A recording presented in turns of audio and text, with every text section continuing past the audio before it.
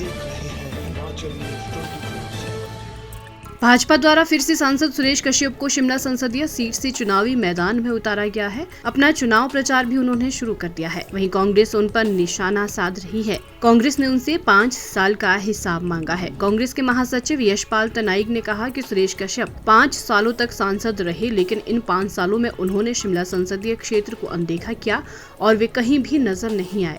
यशपाल तनाइक ने कहा कि प्रदेश में इतनी बड़ी आपदा आई और उस दौरान भी सांसद सुरेश कश्यप प्रभावितों से मिलने तक नहीं गए। उन्होंने कहा कि न ही केंद्र से हिमाचल प्रदेश को कोई विशेष पैकेज दिलाने की मांग की। सुरेश कश्यप अपने क्षेत्र के लोगों के सुख दुख में शरीक तक नहीं हुए हैं और अब इन चुनाव में शिमला संसदीय क्षेत्र के लोग उन्हें इसका जवाब देंगे। सुरेश कश्यप जी जो अभी चुनावी उनका दौरा शुरू हो गया है, उसमें लोगों ने जब उनसे पूछा कि आप जो है इतने समय तक कहीं क्षेत्र में नहीं दिखे, जैसे मैं आपको बताना चाहूँगा कि पिछले कल वो हमारे चौपाल के निर्वा में जो है उन्होंने एक चुनावी सभा रखी थी, मीटिंग रखी थी। उसमें लोगों ने, पत्रकार बंधु ने उनसे पूछा कि आपका ये चौपाल विधानसभा क्षेत्र का कौन सा दौरा है, तो उन्होंने कहा कि मेरा ये चौथा दौरा है।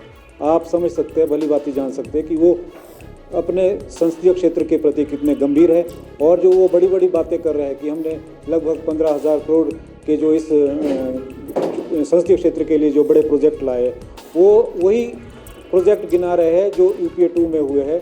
जैसे IIM की बात कर रहे हैं और जो हमारे इंडस्ट्रियल जो आपका बद्दी में जो मेडिसिनल पार्क बन रहा है उसकी बात कर रहे हैं। वो सारे वो अपने नेशनल हाईवे की बात कर रहे हैं, वो वही सारी चीज़ें गिना रहे हैं जो कि UPA 2 के समय में जो है हुई है और कुछ उस प्रोग्रेस में थी।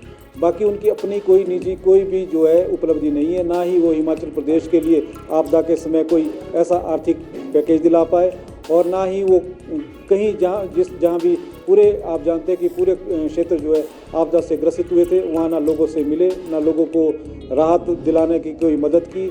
और कल ही उन्होंने अपने बयान में ये भी कहा कि सेंट्रल गवर्नमेंट से जो है हिमाचल प्रदेश को जो है 1700 करोड़ रुपए की आर्थिक सहायता मिली है, जो कि उनकी सारी बातें जो ये झूठी है। यशपाल ने कहा कि शिमला संसदीय सीट से अपनी दावेदारी उन्होंने पेश की है। वे पिछले लगातार 25 वर्षों से संगठन में काम कर रहे हैं। कांग्रेस के लिए अपना जीवन उन्होंने समर्पित किया है। हाईकमान गुण दोष के आधार पर फैसला लेगा और नए चेहरों को मौका दिया जाएगा। उन्होंने कहा कि वे विश्वास दिलाते हैं कि यदि यहाँ पर नए चेहरे को मौका मिलेगा तो ये सीट अवश्य कांग्रेस की झोली में जाएगी। हमने भी हाईकमान के समक्ष अपनी दावेदारी जताई है और हमारी पुख्ता दावेदारी है, क्योंकि पिछले लगातार 25 वर्षों से हम पार्टी के संगठन में काम कर रहे हैं, पार्टी के लिए अपना सारा जो जीवन समर्पित किया है। हमें उम्मीद है हाईकमान जो है इस पर गुण दोष के आधार पर जो है जल्द ही निर्णय लेगा और युवा जो लोग हैं उनको भी मौका दिया जाएगा, नए चेहरे को मौका दिया जाएगा।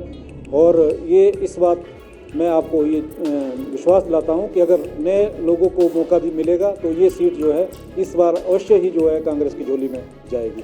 Bureau report, Himachal news 24/7।